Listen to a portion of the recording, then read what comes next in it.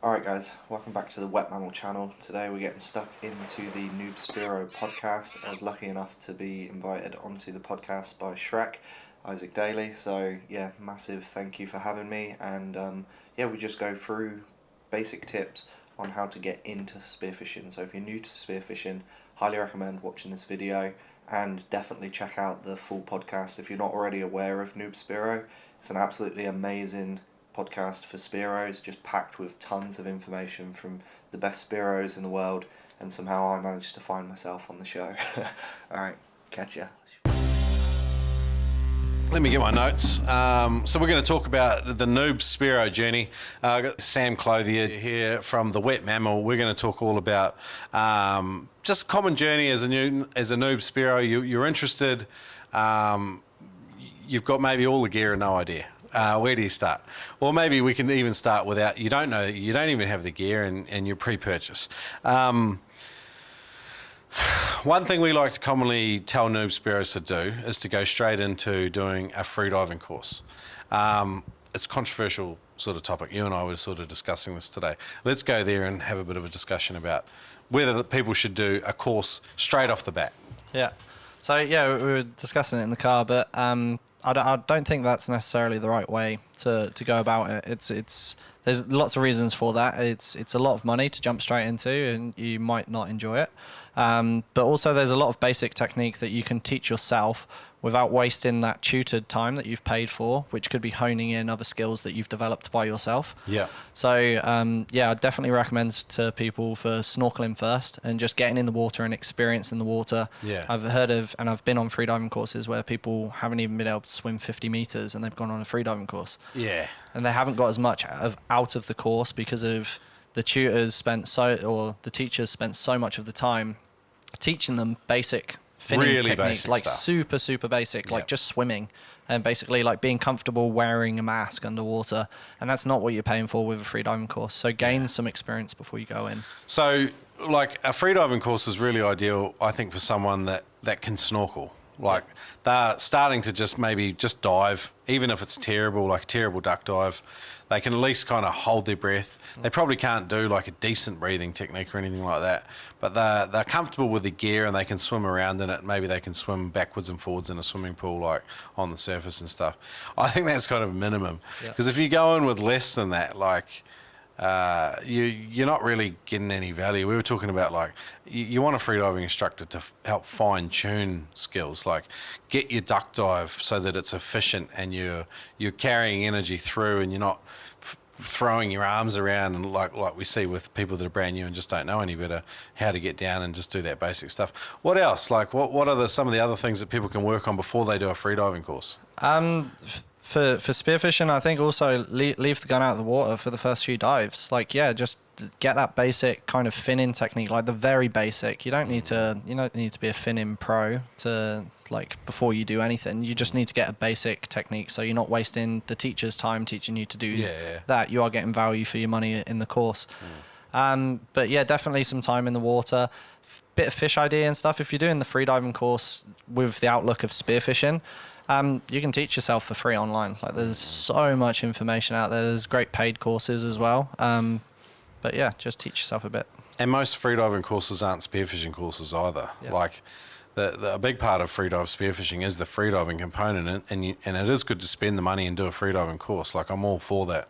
But I think for the instructor to be able to teach people and the people to get the most value out of the course, it's like there's a few things you can do before you get to the course, and you should do so that you get the most value out of the course. Yeah, love it. Definitely leaving the spear gun at home. Like that's just another level of complication. Like hunting and learning all the equipment is a whole other sort of two areas of knowledge that will develop, but it's like just one thing at a time kind of thing. Yeah. Love it. All right, cool. You could even apply that to other things like the weight belt as well. That's not necessarily a requirement straight off the bat. Like get into snorkeling, don't worry about chucking 10 kilos on and going for a dive because you've seen somebody else do it. Like just enjoy the buoyancy and just work out like your mask. And that's what I did. Well, like I took out my girlfriend's oldest son and just took him out to Tangalooma Rex for a snorkel, and there's no spearfishing there anyway, but I deliberately underweighted him as well so that he was more buoyant. And yeah, he had to fight to get down. But if you're underweighted as well, it also encourages you to develop a really good duck diving technique. And there's less energy just staying on the surface and breathing and resting. A lot of problems I see with new ones is they want to sit upright in the water instead of just leaning forward. And it's like game changer. You know, it's just such a small switch, and we all know it because we're used to just laying there and trying to chill right out before we do a decent dive. But for new guys, it's a new thing. Like, so I mean, like, you go into a freediving course and you don't even know to lay down flat. You know, you're probably not quite ready for it. You know, like, then there are some things you can work on. With spearfishing too, like, there's an entry barrier, like there's a cost barrier. That first set of equipment, a lot of mistakes are made, a lot of cash is thrown around. And sometimes you see guys jump into spearfishing and they don't even know anything about it. Like, they're just stoked and they love the idea of it and they're keen. And they jump in and then they go, oh, I'm terrified of sharks, I'm terrified of dark water, I can't deal with the cold, I get seasick, I can't equalise. You know, like, there's just so many, like, things to trip them up and throw them out. What do you advise to guys? Like, yeah, you can start off humbly. You can start off with secondhand gear or borrowed gear, borrow a mate's gear if you've got somebody that spearfishes. Like, so yeah, borrow some of their gear and just accumulate stuff like over time.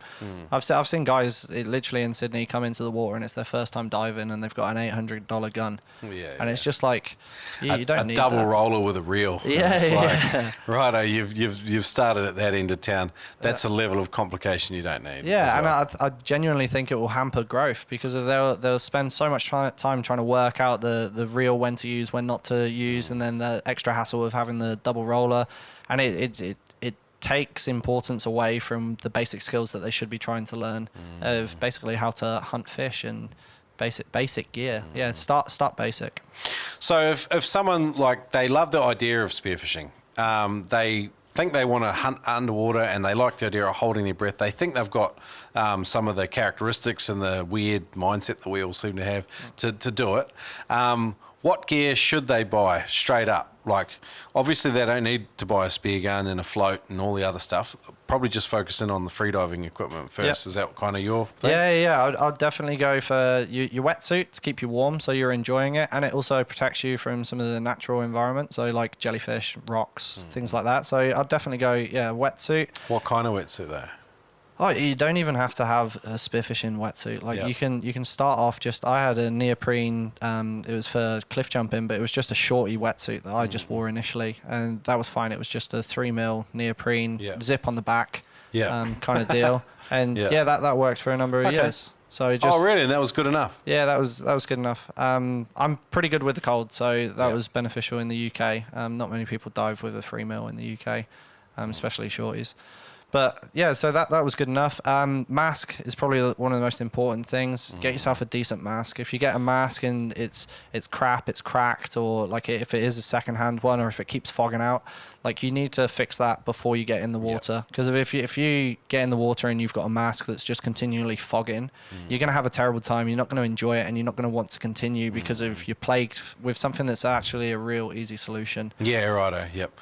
I like the idea of spending a bit of money on a mask. Like, don't go to a fishing shop and buy one of those packs with the fins and that. Yeah. Just often the quality is just not there. Like, it's not a good experience. If your mask's fogging up all the time and it's just uncomfortable and you don't have good vision, you're not going to enjoy it. Yeah, I completely agree. I think as well, if you are going into spearfishing or with like aspirations to go into spearfishing, go for like a freediving mask, like a low profile mask, and then you only commit to the spend once, and it's the margin on buying a freediving mask isn't that much different to buying a cheap mask. But here's the deal though, like I just said, spend a bit of money on a mask. Like, our lowest quality freediving masks, like our cheap ones that are actually effective and will get the job done, they start at $40, like 40 Australian, maybe 35 US, 30 euro, something like that. That's where that starts. But the fishing shops are selling them for $5 or $10. Yeah. But really, they are shit. Like, don't do it, eh? Yeah. Completely avoid those masks, especially if they're like clear on the sides. Yeah. They're super cheap. They're manufactured for like one-time use. Like they're for holiday makers that are visiting the ocean and just want to do 5 minutes of snorkeling. Get yourself something good. My mask, unfortunately, I've just replaced my mask, but it was over 10 years old. I think it's about 11 or 12 years. Yeah. And that was a $40 mask. Yeah. So like it will last a long time as long as it's not damaged. Yeah. I said cheap, and to us, like we're like $40 is a good mask. Yeah. But we know like some Spearos will spend $150 on a mask and they won't even blink. Yeah. So $40 is kind of your entry point. Cheaper than that, you're looking at just rubbish, just junk. If you pay $60 for a mask and it's good, it fits your face, it does the job, you've won. Yeah. As far as I'm concerned, like never whinge about getting a mask that does the job. If you pay $100 for it, like that's what you need. That's what fits your face because your face is weird or whatever. Done. Like just spend the money and do it because vision's like you can't compromise with it. Like I agree. Like I think you can get $40, but whatever does the job for you, like for sure. Yeah. Okay, so we've got wetsuit, mask, and we'll add in snorkel. Yeah. What else do they need? Fins. Yep. So fins, like for very basics, starting off, you can start with any fins. Like I use split fins for like 2 years or something silly. But you can use snorkeling fins. They're not great, they're not ideal, but they teach you basic finning technique. Okay. They get you used to wearing fins and kind of swim. I've seen a lot of people get into the water and they kind of swim as if they're not wearing fins and they're wearing fins. Yeah. And it's just a little bit weird. So yeah, you develop that basic technique and then you can go out and then you can start getting longer fins and proper freediving fins. You don't need to rock into the water with carbon fins on your first dive. Yeah. And I mean, I personally like the idea of buy once and buy right. So I would say get yourself a set of full foot fins if you can afford them. But the price point for starting is somewhere probably around the $100 for plastics, long freediving fins. If you just want to buy once and get the right fins straight off, they're the go. But you can start with scuba fins if you're just kicking around the rocks in the shallows and having a look around for sure. Love that. Okay, cool. So we got our wetsuit, we got mask and snorkel, and we got fins. Do we need a weight belt? Not to begin with. You can pick up a weight belt when you go for your freediving course, or you can, like I actually use just a standard belt, and I just got lead secondhand and just attached it. So it was a full blown buckle system. And I used that for about 4 years until the little eyelets rusted out. But yeah, I just made use. Like I would have looked funny getting in and out of the water in kind of mix smash gear, like bright luminous yellow split fins, and then this dodgy white belt with rust leaking through it. But that was okay. But now I know that there's a safety aspect that comes with that, like freediving weight belts. Designed to be quick release. So if you do need to ditch the weight in a certain situation, you can get rid of it. So safety side, weight belt. And if you want to buy once and buy right, get a rubber one with a quick release buckle, and then you're going to be able to add weights and customize that and move it, and that's going to be your friend for years to come. Cool. And then you're pretty much set to go. You can start having a look around, and then you can add your gun and your float line, your knife, and all that sort of stuff. I mean, that's all essential when you want to start spearfishing, but to get going, really we're just talking about learning how to snorkel and freedive. And then all the other complications of hunting and all that can come next. But let's say, like, okay, they've got comfortable snorkeling, they've gone and done a freediving course, now they're competent freediving. They can dive down, they're touching the bottom in 10 metres or 30 feet, and they're ready to start trying to shoot some fish. Maybe even they're down at 5 metres or 15 feet, whatever the number is. But they think they can go down, they can possibly shoot something. Hopefully not their buddy. What are the next steps, like buying a spear gun and a rig line and things like that? Yeah, so then you're definitely, once you're competent at freediving, you'll benefit so much better when you can actually get down to those depths and hold your breath, because a fish will start to come in. So the spearfishing aspect will become more exciting. It's not like you're super loud on the surface coming down and you get to the bottom at 10 meters, all the fish have been spooked off by all the noise you created, and then you turn around and go back up to the top. You're not going to have much fun. So once you've developed all of that, then your spear gun can come next. Like I went second hand and I got one on eBay, and it was a piece of crap. We used my best mate's dad's gun that was probably from like the 60s or something. and that was horrific. That thing had no safety, and it just kind of occasionally you'd just be swimming along and it would just go off. So that was pretty hectic. It was a 3-tip.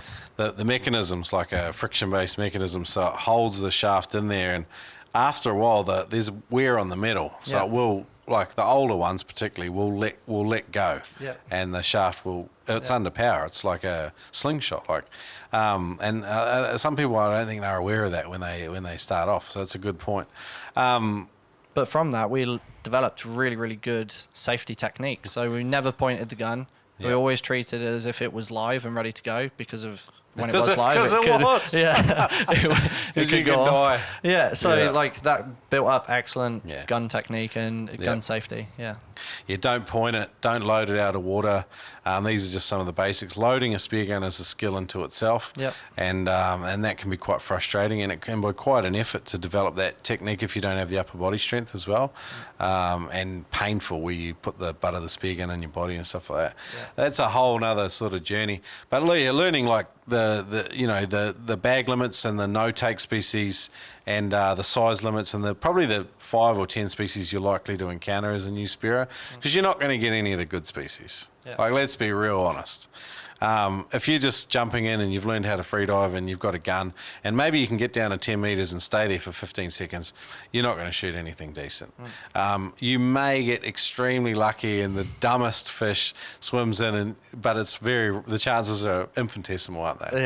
Yeah, like, so you're gonna shoot the wrasse, the UK wrasse, and you're gonna love it. And you're gonna shoot the New Zealand butterfish, and you're gonna shoot the Australian morwong. You're gonna shoot these fish that, like experienced Spearos, they're gonna turn their nose up at.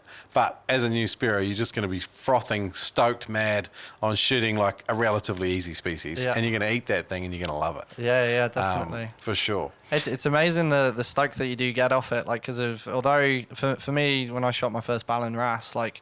Yeah, the stoke that I got off it was when I first shot my Australian snapper. Like, it's the same stoke, but it just carries on. But I know that I wouldn't get the same stoke from shooting that wrasse now. So you just develop. Yeah, your trevally species in probably Hawaii and in the US. I'm just trying to think what they would shoot. The Jack Crevalle or the Tautog they're up in New York or something like that. Or there's heaps of species like what's that? The species over in California they all start on the sheephead. The sheep's head. Yeah. Like there's heaps of iconic species everywhere that everyone starts on. Like why not? Cool. I love your approach. You're a man after my own heart in terms of starting with an extremely tight budget. For those that have got a little bit more money and they want to buy sort of once and buy right, what do you sort of say to them? Like maybe they've set aside $1,500. Like, when should they dump that cash? At what stage of their spearfishing journey should they go out and they buy it? Oh, good question. So with guns is a really easy one to get hung up on because of the variety and price between guns is huge. You can buy a gun for $150 or you can buy a gun for well over $2,000. So it depends on what kind of spearfishing you're doing, I think. If you're going out straight into blue water and you are chasing, then maybe, investing more money in the gun side of things. Apart from that, I'd say you want to be comfortable in the water, so still invest in a good wetsuit, something that keeps you warm, can keep you in the water longer. The time in water is absolutely vital for learning. So if you've got a wetsuit, and you've got like a $900 gun, but you've got a crap wetsuit that only allows you to stay in the water for 45 minutes, you're not going to develop very quickly as a Spearo. Like time in the water and comfort comes massively with that. So yeah, I'd invest in a good wetty. And then for other things, good dive knife is so important. I've had to use my dive knife a couple of times in some hairy situations, mainly for like fishing line and stuff like that. Did you have a local dive shop where you made friends with the people and they sort of gave you advice about diving? Yeah, so it was a scuba diving store. Okay. And we went in and we used to have a chat, and the guy was a bit annoyed because we were like little kids. You're an eco-terrorist. Yeah. And it's scuba's favourite thing is wrasse. So we were going in just like pestering, trying to get stuff at a discounted rate. Like, have you got any damaged weights and stuff like that? Just because of we were kids. I still do that now.